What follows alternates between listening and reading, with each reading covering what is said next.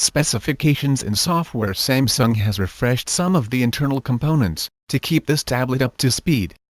Powering the new Galaxy Tab S2, 9.7 is an octa-core Exynos 5433 SoC and 3 GB of RAM compared to the Exynos 5420 which powered its predecessor. The new SoC is based on the newer ARMv8 instruction set and features 4 Cortex-A57 cores running at 1.9 GHz, as well as 4 Cortex-A53 cores running at 1.3 GHz. This SoC is also built on the smaller 20nm compared to 28nm fabrication process, which should improve battery life and reduce heat. You also get LTE support for Indian bands, Wi-Fi BGNAC, Bluetooth 4.1, GPS, GLONASS, TV out MHL, USB OTG, and expandable storage via microSD card, up to 128 GB. The tablet runs Android Lollipop 5.0.2 with Samsung's TouchWiz skin. It's business as usual in terms of preloaded apps and features, which we've already seen in depth in our Samsung Galaxy S6 review. If you use an Airtel SIM, Samsung will treat you to 2 GB of 4G data free for 2 months. You get the typical Samsung apps such as SideSync, Smart Manager, S Planner and the Galaxy App Store. Samsung also preloads the Microsoft Office suite, Skype and OneDrive. You get 100 GB of free OneDrive storage space for 2 years. You can use the split screen mode to multitask between 2 apps. Most of the stock apps and some third-party apps can be used this way. Performance: the Samsung Galaxy Tab S2, 9.7 LTE delivers very good performance for multitasking, and handles any app you throw at it well. The interface feels smooth and we didn't encounter any noticeable stutter in the animations. The tablet can also be used for making voice calls, which is a nice feature, if you ever find yourself in an emergency situation, and don't have your phone with you.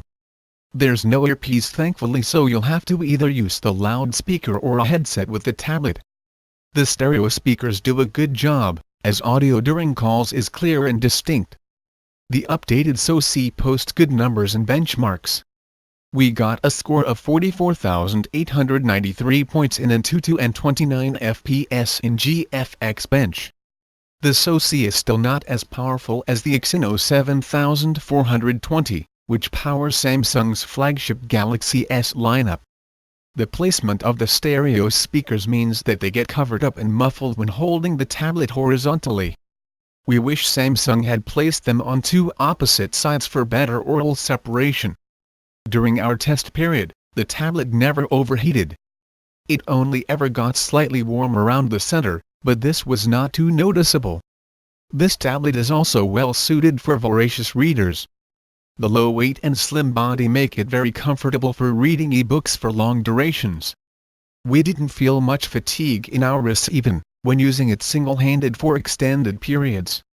The reading mode in the display sub-menu makes the color tone warmer, so it's easier on your eyes. The cameras fitted on the tablet do a good job of capturing detail in photos. If you zoom into the sample picture, you'll see the license plate on the white car is quite legible.